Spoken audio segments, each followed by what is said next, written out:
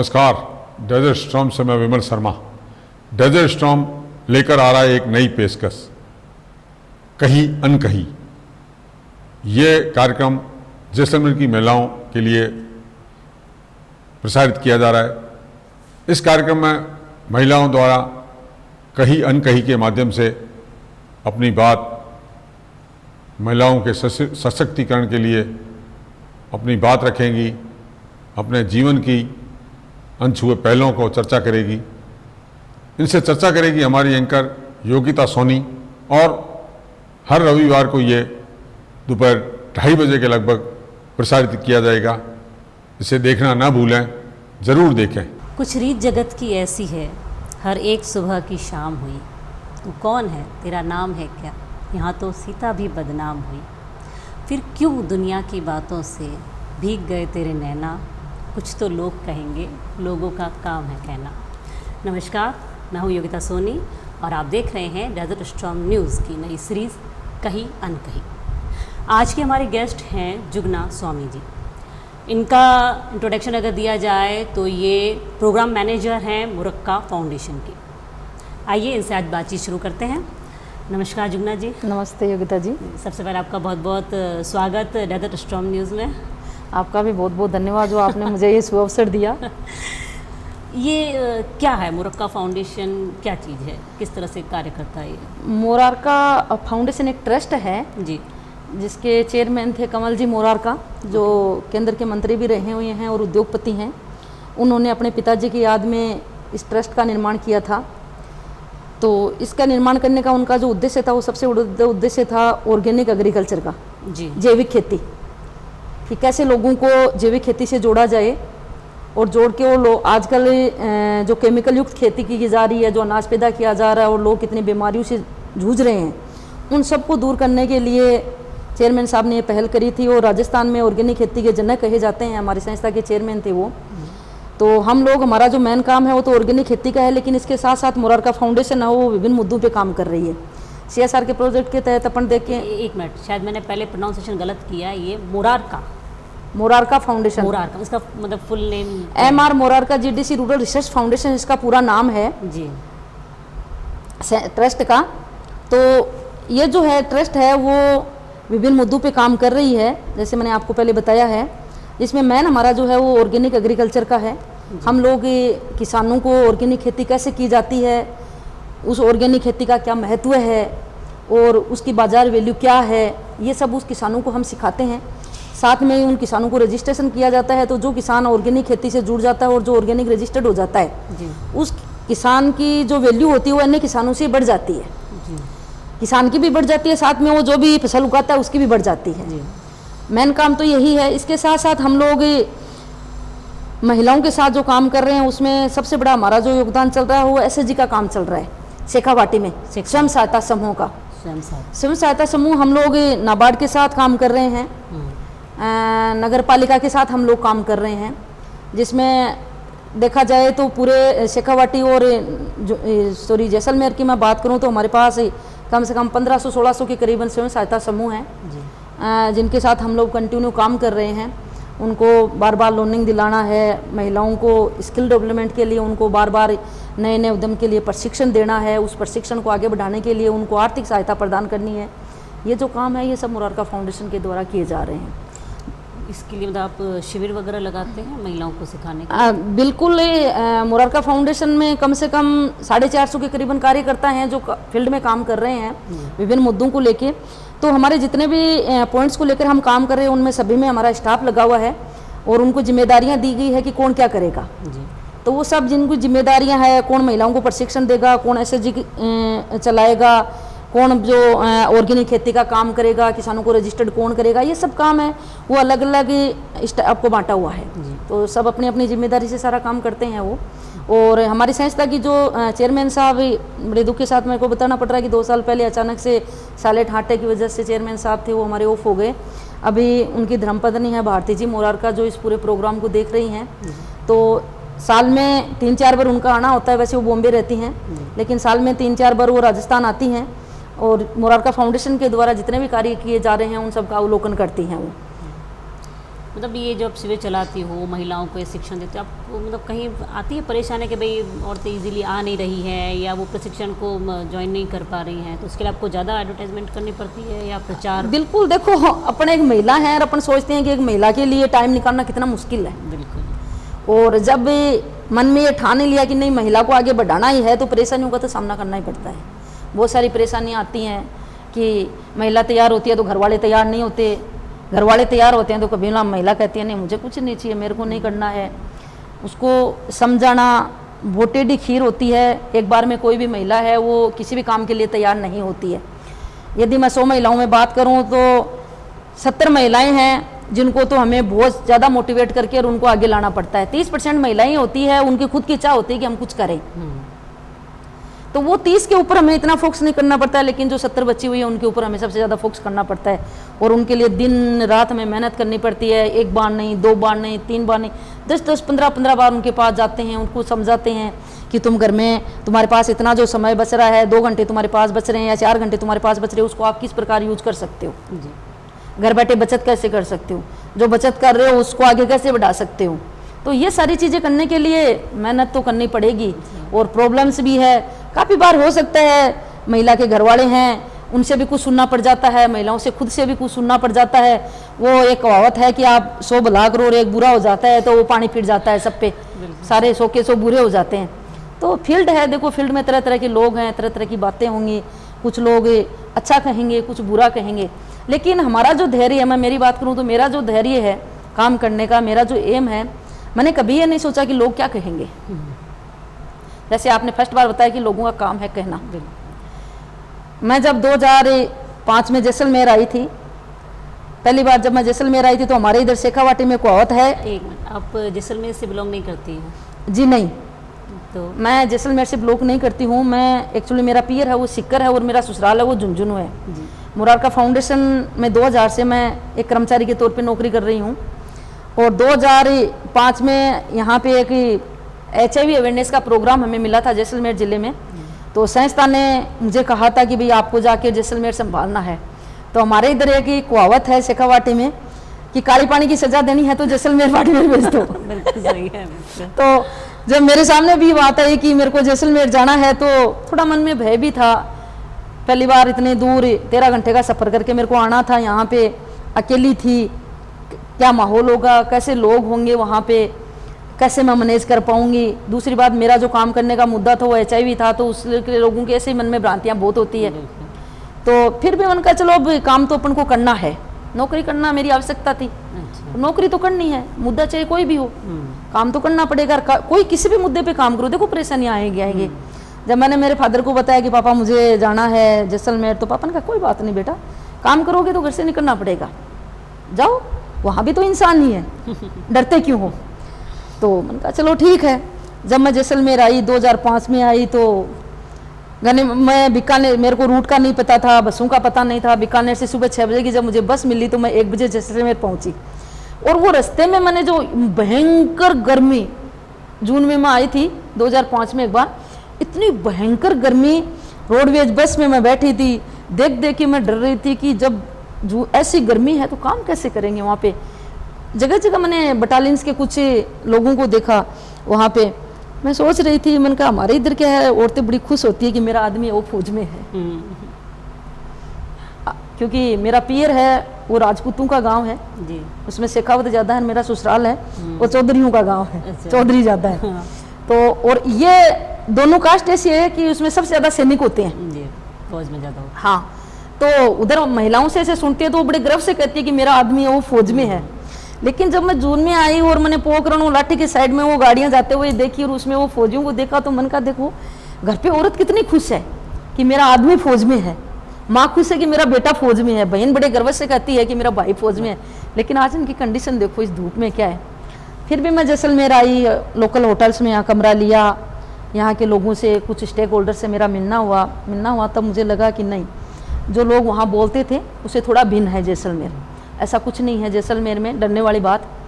तो फिर मैंने यहाँ के जितने भी डीओज थे, डीओज से सबसे मैं मिली कि मुझे ये काम करना है। तो कुछ लोगों का रिएक्टिव नेगेटिव था, कुछ का पॉजिटिव था, लेकिन मेरा उद्देश्य था कि मुझे काम करना है तो करना है। आप इस मतलब प्रोडक्शन हाउस से कैसे जुड़े आप? मैं कॉलेज कर रही थी, मेरे परिवार की कोई आर्थिक स्थिति इतनी अच्छी नहीं थी जी। कि जहाँ ये कहें कि भाई नहीं हम इतना कमा रहे हैं कि औरतों को नौकरी करने की ज़रूरत नहीं है। मैं वैसे बाल विवाह की शिकार हूँ। जब मैं 11th क्लास में तब मेरी शादी हो गई थी, लेकिन वो 96 में मेरी शादी हो गई थी, 29 में 96 में। जब मैं 11th क्लास का मैंने एग्ज़ाम दिया था, घर में दादी थी तो वो दिन भर पापा को बोलती रहती थी कि छोरियों की शादी कर दे, छोरियों की शादी कर दे, मैं मर जाऊंगी, तू शादी कर दे। 6 क्लास में थे, सगाई कर दी थी, एंगेजमेंट हो गई थी। वो दादी ने शादी भी नहीं देखी और हमारे को बंधा के चली गई। भारत में मतलब 90% बच्चे अपनी दादा दादी की ख्वाहिशों का शिकार होते हैं। बिल्कुल। तो फादर के भी क्या, हम 3 बहनें बड़ी थी, भाई थे दोनों छोटे थे मेरे से। मैं बहनों में सबसे छोटी हूँ, मेरे से छोटे 2 भाई थे। तो दादी को यह था कि पता नहीं पोतों की शादी तो कब देखूंगी, लेकिन पोतियों की तो देख लूँ कम से कम। तो 11वीं क्लास में थी तब एंगेजमेंट हो गई थी। फिर 4-5 साल जैसे तैसे उसको खींचा। जब 11th क्लास की मैंने एग्ज़ाम दिया तो फिर घर वालों ने शादी कर दी थी। तब तक हमें पता भी नहीं था कि शादी होती क्या है। उसमें न तो सोशल मीडिया था, न मोबाइल थे, घर में टीवी भी नहीं था। ठीक है, घर वाले शादी कर रहे हैं और वो एक रिवाज सबको पता था कि एक दिन शादी तो होनी है। शादी की खुशी क्या है, दुख क्या है, हमें नहीं पता था उस समय। शादी कर दी। तो पापा की मेरे ससुराल वालों से एक ही ख्वाहिश थी कि देखिए मैं कुछ नहीं चाहता, मैं सिर्फ एक बात चाहता हूँ कि जब तक मेरी बेटियाँ पढ़ें तब तक आप इनको पढ़ाओगे। और मैं उसको मेरा लक कहूँ या भाग्य जो भी है, लेकिन मेरे ससुर ने उसमें हमारा पूरा सपोर्ट किया। मेरे ससुर ने कहा कि आप चिंता मत करिए, जब तक आपकी बेटियाँ पढ़ेगी मैं इनको पढ़ाऊँगा। और तकदीर से वो ससुराल ऐसा मिला कि मेरे ससुर ने हमें, जब तक हमने पढ़ने की इच्छा करी, मैंने BA किया ससुराल से, गर्ल्स कॉलेज से। सास ससुर ने फुल सपोर्ट करके पढ़ाया। फिर मैंने MSW किया, उसमें भी मेरे सास ससुर मेरे हस्बैंड का फुल सपोर्ट रहा उसमें। फिर मुझे लगा कि जब इतने पढ़ी लिए तो अभी कुछ न कुछ काम धंधा तो करना पड़ेगा, क्योंकि परिवार की आर्थिक स्थिति अच्छी नहीं थी। जब ससुर जी ने इतना खर्च करके और एक आस के साथ पढ़ाया है कि भाई। पर एक मिनट माफ़ कीजिएगा, बीच में रोकिएगा। जब हम ऐसी ज़रूरतों से गुजरते तो जनरली हम लोग BEd करके टीचर की नौकरी या ऐसी कोई नौकरी जो इजीली मिल जाए या सिक्योर रहे, आप इस फील्ड में? इस फील्ड का मेरे साथ एक ट्रेजेडी हो गई थी योगिता जी। मैं और मेरे से छोटा भाई था, हम दोनों साथ साथ पढ़ाई करते थे शादी के बाद भी। यानी तो उसने संस्कृत ली थी और मैंने भी BA के बाद में मैंने BEd का एग्ज़ाम दिया था। लेकिन गनीमत ये रही कि मेरा भाईजाद जो था वो एक्सपायर हो गया, मेरे से छोटा जो भाई था वो जी। तो उसके एक्सपायर होने के बाद क्या है, पूरा परिवार एकदम विचलित सा हो गया था हमारा। और न किसी को ये पता कि आगे क्या करे पीछे क्या करे, क्योंकि एक तो पापा के परिवार में 3 बहनों के बाद वो भाई हुआ था बड़ी आस के साथ तो सबके, और फिर वही एक्सपायर हो गया। वो 23-24 साल की उम्र में चला गया था मेरा भाई था वो। तो फिर 2 जिम्मेदारियां कंधों पे आ गई थी, पियर की भी और ससुराल की भी। तो ये सोच रहे थे कि सरकारी नौकरी की तरफ रुख करने का ये था कि क्या पता सरकारी में चयन होए या नहीं होए, लेकिन धंधा तो करना है। फिर मुझे कैसे पता चला कि मुरारका फाउंडेशन में कोई पोस्ट खाली है, और मैंने वहाँ पे इंटरव्यू दिया। मेरा वहाँ पे चयन हो गया, मुझे फील्ड में काम करने का मौका मिला। उसमें मुझे कहा गया कि आपको हम 1300 रुपये देंगे, 1000 रुपये आपको तनख्वाह मिलेगी और 300 रुपये आप घर से आना जाना करोगे, उसका TA मिलेगा। आज से 20 साल पहले 2000 में मैंने ज्वाइन किया था मुरारका। मेरे लिए वो भी बहुत काफ़ी था। घर वाले भी सब खुश हो गए थे, मैं भी खुश थी कि चलो 1300 रुपये में मैं नौकरी करूँगी। उस समय 1300 की भी वैल्यू थी। और जिस दिन वो 1300 रुपये में लेके आती थी तो पूरे रास्ते से खुश होके आती थी, घर आके मेरे ससुर जी को पैसे देती थी, तो घर वाले भी बड़े खुश होते थे कि बहू आज तनख्वाह लेके आई है। तो एक मतलब जैसे बात कहूँ बीच में कि ना, जैसे कहते हैं कि हर सफल पुरुष के पीछे एक महिला का हाथ होता है, तो अगर ये कहा जाए तो अतिशयोक्ति नहीं होगी कि भाई हर सफल महिला के पीछे भी एक समझदार पुरुष का हाथ होता है। वो मेरे ससुराल वालों ने कर दिखाया है, उसमें सबका सपोर्ट। और मैं तो कहती हूँ कि सबसे बड़ा इसमें मेरा हाथ था वो मेरी सास का था। यदि मेरी सास नहीं चाहती तो कुछ भी नहीं होता। लेकिन मैं सुबह जब 7 बजे कॉलेज जाती थी, ससुराल से घूंघट निकाल के 7 बजे की बस थी, उसमें हम कॉलेज जाते थे और फिर 5 बजे मैं वापस आती थी। तो एक घर में कितना काम होता है, एक बहू के होते हुए मेरी सास पूरा काम करती थी। लोग उसको भी बहुत बोलते थे, मेरी सास को भी बोलते थे, ताने देते थे कि क्या कलेक्टर बनाओगी, बहू आ गई फिर भी गोबर डाल रही है, ये डाल रही है। तो मेरी सास अनसुना करके और अपने काम में लगी रहती थी। वो हमें एक ही कहती थी कि देखो बेटा, दुनिया कुछ भी कहेगी, आपको पढ़ना है आप पढ़ो, ये अपना घर का मैटर है, कौन क्या कहता है अपन को दुनिया पे नहीं जाना है। आप खुश हो, मैं खुश हूँ, मैं चाहती हूँ कि मेरी बहुएं पढ़े, तुम चाहते हो कि हमारे सास ससुर पढ़ाई और हमें पढ़ना है, तो तुम लगन पढ़ो, कोई दिक्कत नहीं है। तो वो सपोर्ट था, वो हमारे लिए बहुत बड़ा सपोर्ट था। पैसे नहीं थे हमारे पास, वो सपोर्ट था हमारे पास। यानी मुझे पूरा याद है कि उसमें डेली जब बस में जाते थे तो 5 रुपये आने के लगते थे, 5 रुपये जाने के लगते थे। मेरे परिवार की कंडीशन यही थी कि मुझे 10 रुपये मिलते थे किराया के, 5 रुपये जाने के खर्च होंगे, 5 रुपये आने के। यदि हमारे पास दिन में भूख लग गई तो 2 रुपये एक्स्ट्रा नहीं होते थे कि हम कुछ लेके उसको खा लें। उन परिस्थितियों में वो परिस्थितियाँ थी। आज सब कुछ है, भगवान के दया से कोई दिक्कत नहीं है। मुरारका फाउंडेशन में जुड़ने के बाद देखा जाए तो मैंने दिनों दिन प्रगति करी है। वो मेरी मेहनत प्लस फाउंडेशन का सहयोग है, मुरारका फाउंडेशन का हर कदम पे उन्होंने मेरा सहयोग किया है। जैसलमेर में जब आई थी मैं ये काम करने के लिए, तो यहाँ भी मैंने बहुत सारी परेशानियाँ झेली थी। सब लोगों को ये लग रहा था कि बाहर की है, बाहर की है, बाहर की है, एक टैग लग गया था कि बाहर की है, पता नहीं क्या करेगी। दूसरा HIV पे जिसको नाम लूँ तो कुछ लोगों की तो भ्रांतियाँ ऐसी हो गई कि शायद मैं ही HIV पॉजिटिव हूँ। फिर मुझे लोगों को ये पता चला कि हम काम किन लोगों के साथ करेंगे, तो उनको लगा कि ये तो खुद ही ऐसी होगी। लोगों की सोच थी। जब भी मैंने काम करना यहाँ शुरू किया, मैंने किसी की तरफ ध्यान नहीं दिया, तो कुछ लोग मेरे पीछे पड़े जिन्होंने राजस्थान का ऐसा कोई डिपार्टमेंट नहीं छोड़ा जिसमें मेरे खिलाफ FIR दर्ज नहीं करवाई हो। यहाँ के लोकल लोगों की तो मैं आपको बताऊँ कि इन्होंने तो 24 लाख गबन का आरोप लगा दिया। एंटी करप्शन में मेरा मामला चला गया था, लेकिन भगवान मेरे साथ था, सच मेरे साथ था। भगवान की दया से कुछ नहीं हुआ। आज 2006 से लेकर मैं निरंतर काम कर रही हूँ और मुझे बड़ी खुशी है कि मैंने उन परिवारों को HIV होने से बचा लिया जिनके कुछ परिवार हैं वो HIV से ख़त्म हो गए। पूरा का पूरा परिवार है वो HIV से ख़त्म हो गया, क्योंकि लोगों को पता ही नहीं है कि HIV है क्या, वो क्या कर रहे हैं, जागरूकता थी नहीं।